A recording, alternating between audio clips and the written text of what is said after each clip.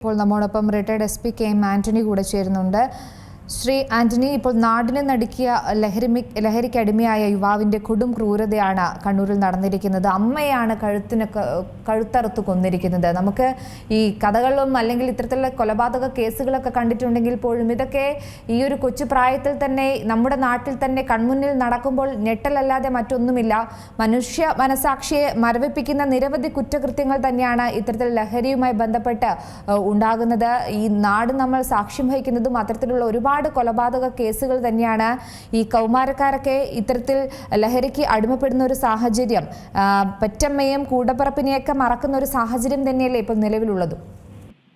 അതെ അതെ, ഇതിലിപ്പം മയക്കുമരുന്നിന്റെ ശക്തമായ സാന്നിധ്യം കേരളത്തിൽ തെളിയിച്ചുകൊണ്ടിരിക്കുന്നതിന്റെ ഒരു ഉദാഹരണം മാത്രമാണ് ഇത്. കാരണം 53 വയസ്സുള്ള അമ്മയെ 25 വയസ്സുള്ള മകൻ ക്രിസ്റ്റി കഴുത്തിൽ കുത്തി കൊലപ്പെടുത്തിയിരിക്കുകയാണ്. പണം ചോദിച്ചിട്ട് നൽകിയില്ല, മയക്കുമരുന്ന് വാങ്ങാനായിരിക്കും, അല്ലാതെ മറ്റെന്തെങ്കിലും ആണെന്ന് കരുതാൻ സാധിക്കില്ല. കാരണം ബാംഗ്ലൂരിൽ വിദ്യാഭ്യാസം കഴിഞ്ഞത് പൂർത്തിയാക്കാതെ തിരിച്ചു വന്നതാണ്. മയക്കുമരുന്നിന് അടിമയായി ബാംഗ്ലൂരിൽ കൂട്ടുകൂടി നടക്കുന്ന സാഹചര്യമാണ് ഉണ്ടായിരുന്നത്. ഇവരാണെങ്കിൽ ഈ അമ്മയാണെന്നുണ്ടെങ്കിൽ ഒരു പൊതുപ്രവർത്തകയാണ്, മഹിളാ മോർച്ചയുടെ ഒരു നേതാവും അതുപോലെ തന്നെ ബ്യൂട്ടി പാർലറും ടൈലറിംഗ് ഷോപ്പും നടത്തി ജീവിച്ചു വന്നിരുന്ന ഒരു അമ്മയാണ്. ഇപ്പൊ എന്താണെന്ന് പറഞ്ഞാലും നമ്മളുടെ നാടിന്റെ പോക്കിന്റെ ഒരു അവസ്ഥയെ പറ്റിയാണ് നമ്മൾ ചിന്തിക്കേണ്ടിയിരിക്കുന്നത്. കൃത്യമായിട്ടും പറയുകയാണെങ്കിൽ ഇങ്ങനെയുള്ള സംഭവങ്ങൾ വീണ്ടും ഇനിയും വരുമെന്നുള്ളതാണ് നമുക്ക് മനസ്സിലാക്കേണ്ടത്. കാരണം അമ്മയെ ചോദിച്ചിട്ട് കാശ് കൊടുത്തില്ല എങ്കിൽ അമ്മയാണെങ്കിലും അച്ഛനാണെങ്കിലും സഹോദരനാണെങ്കിലും ആരാണെങ്കിലും അവരെ കുത്തിക്കൊലപ്പെടുത്തുക, ക്രൂരമായിട്ട് കിടപ്പുമുറിയിൽ തന്നെ കുത്തിക്കൊലപ്പെടുത്തുക. അതിനുശേഷം അയാൾക്ക് അറിവില്ലാഞ്ഞിട്ടൊന്നുമല്ല, കൂട്ടുകാരനെ വിളിച്ച് ബൈക്കിൽ കയറി പോലീസ് സ്റ്റേഷനിൽ പോയി സറണ്ടർ ചെയ്യാണ് ചെയ്തത്.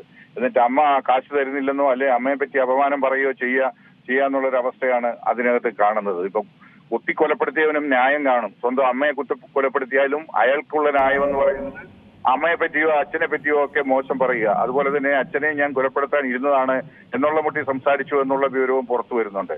എന്താണേലും ഇത് നമ്മളുടെ നാടിന്റെ ഗതി, നാടിലെ യുവാക്കൾ എങ്ങനെ പോകുന്നു, അല്ലെ മയക്കുമരുന്നിന്റെ പിടിയിലമർന്ന ഒരു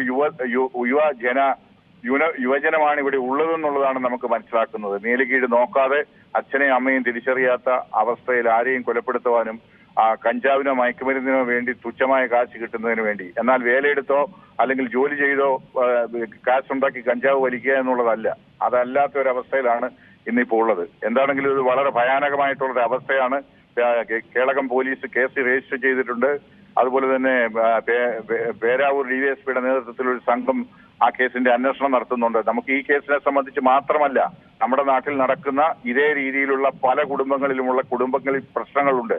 ഇതുപോലെ അച്ഛനെയും അമ്മയെയും അല്ലെങ്കിൽ ബന്ധുക്കളെയും അനുസരിക്കാതെ അല്ലെങ്കിൽ നാട്ടുകാരെ അനുസരിക്കാതെ കഞ്ചാവിനോ മയക്കുമരുന്നിനോ ഒക്കെ അടിമയായി ജീവിക്കുന്ന ഒരുപാട് ചെറുപ്പക്കാരെ നമ്മുടെ സമൂഹത്തിൽ കാണാനുണ്ട്.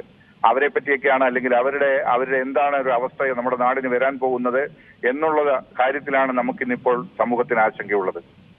അതെ, നിലവിലുള്ള ഒരു സാഹചര്യത്തിൽ സംഘർഷമൊക്കെ ആഘോഷമാക്കുന്ന ഒരു തലമുറ അത് തന്നെയല്ലേ വളർന്നു വരുന്നത്. ഇത് എത്രത്തോളം ഗൗരവത്തോടെ കാണേണ്ടി. ഇപ്പൊ ഈ ഒരു സംഭവം പോലും ഈ ഒരു കൊലപാതകം നടത്തി സ്വന്തം അമ്മയെ കൊലപ്പെടുത്തി പോലീസ് സ്റ്റേഷനിലേക്ക് ഒരു കൂസലും ഇല്ലാതെ കയറി ചെല്ലുകയാണ്. അത്രത്തോളം മാറുന്ന ചിന്താഗതി തന്നെയാണ് ഇന്നത്തെ യുവതലമുറയ്ക്കുള്ളത് അല്ലേ. ഈ ഒരു മദ്യവും ലഹരിയുമായി ബന്ധപ്പെട്ട് തന്നെ തർക്കങ്ങളൊക്കെ പല വീടുകളിലും ഇന്ന് നിത്യസംഭവമായി മാറിക്കഴിഞ്ഞിരിക്കുകയാണ്.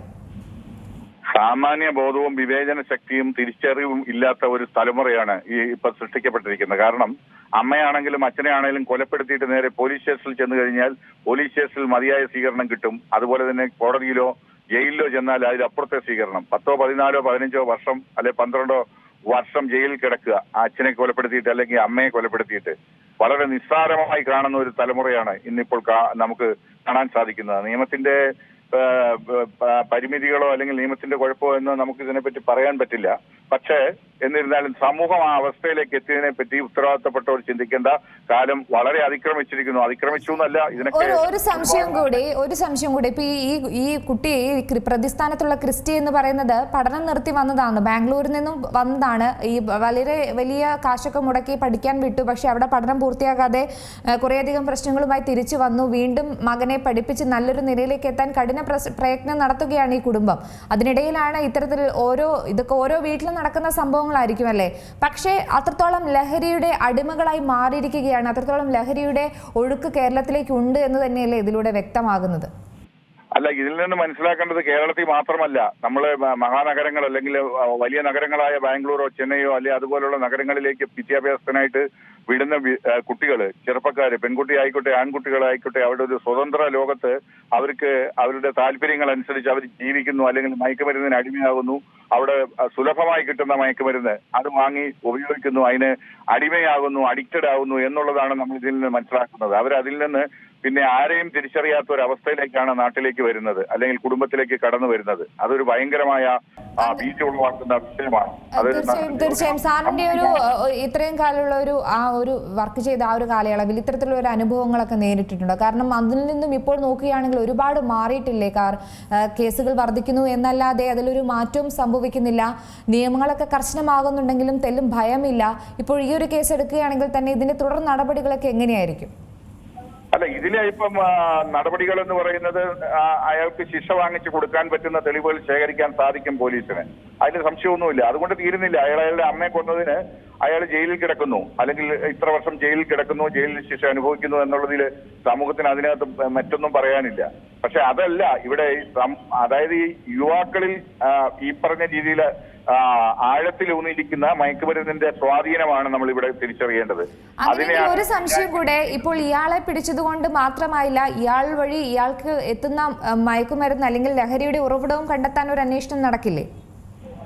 തീർച്ചയായിട്ടും. ഇപ്പൊ കണ്ണൂർ ജില്ലയിലെ ആ പ്രദേശങ്ങളിൽ ഇപ്പൊ മയക്കുമരുന്നിന്റെ വ്യാപനമുണ്ട്. കണ്ണൂരെന്നല്ല, നമ്മുടെ കേരളത്തിലെ എല്ലാ ഗ്രാമങ്ങളിലും മയക്കുമരുന്നിന്റെ സ്വാധീനമുണ്ട്. കഞ്ചാവ് ആയിക്കോട്ടെ, MDMA ആയിക്കോട്ടെ, ആ രീതിയിലുള്ള മയക്കുമരുന്നിന്റെ സ്വാധീനത്തിലാണ് ഇന്ന് കഴിയുന്നതെന്നുള്ളത് നമുക്ക് മനസ്സിലാക്കാൻ സാധിക്കുന്നുണ്ട്. അതിൽ പോലീസും അതുപോലെ തന്നെ എക്സൈസും ബന്ധപ്പെട്ട അധികാരികളും അതിന് ശക്തമായി നേരിടാനുള്ള തയ്യാറെടുപ്പുകൾ നടത്തിയെങ്കിൽ മാത്രമേ ഇതിനെ നിർത്തലാക്കാനോ അല്ലെങ്കിൽ കുറച്ചെങ്കിലും കുറയ്ക്കാനും സാധിക്കുകയുള്ളൂ. ഓക്കെ, വളരെയധികം നന്ദി സാർ ഈ അവസരത്തിൽ പ്രതികരിച്ചതിൽ.